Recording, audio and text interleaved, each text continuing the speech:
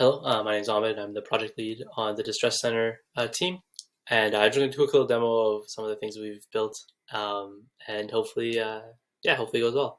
So the first thing I'll show is our student-facing side. So to give some background information, the Distress Center project is to build an interactive way for the Distress Center staff to create, escape rooms, and it can be branded or themed for mental health concepts, which is what the Distress Center is going to be using it for.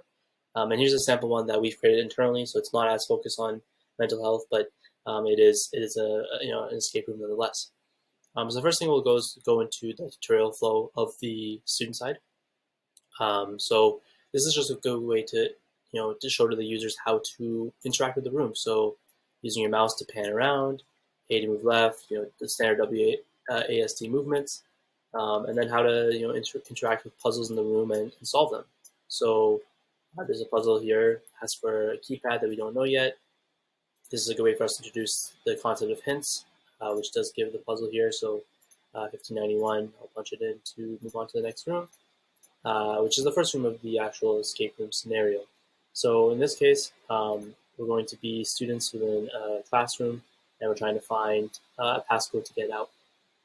So the first thing you'll notice is there's some instruction text that sort of previews what the room is and what we'll be interacting with as students, and then some more preamble about the context of why you're in this room. Next thing, you can move around and you can interact with objects. You'll notice that when they are interactable, there's a little bit of a glow effect, so you can it's interactable. For the interest of time, I am going to go through and solve the room. For the password, actually. Let's find it quickly. It's the chemical formula here. So it's 39662229. 39662229. That's a general premise. You go through the room. It's just a way to show the success variant and how it goes through to the next room now in this scenario. I won't fully solve the escape room because there's part of the puzzles that we want to keep, not public information. So you can play around with it yourself. It's on a live domain. This is not the final domain. It will be hosted on a subdomain within the Distress Center website on the final product. Here's the second room. It's pretty cool. You're back in the living room of your house, and you go to the third room, which is you back in your bedroom, and there's a fourth room as well, which I won't be showing you the sake of this demo.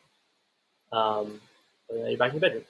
Now on the admin side of all this, we show what the admins see. So the first thing you'll notice, you're faced with a login screen, which you can log in. And here's the dashboard. So here's a way for you to view the escape rooms you've created. So this managing anxiety attacks one. So if I double click, I go into it. And this is the exact scenario you went through. So obviously you had the tutorial, which is disjoint.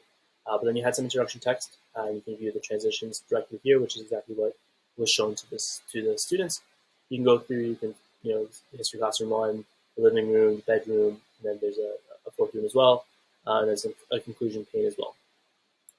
From here, you can also create new scenes, whether it's from scratch or from a template, which means you do it based off a previous room that has been created. And then there's further options here, which I don't have time to show. Some other things the admins will be able to interact with is an assets page, which they're able to see a 3D model render of objects within the room. So, for example, this is a chair within the room. You can also show a teacher, which I think is a more interesting object. If I can find a teacher.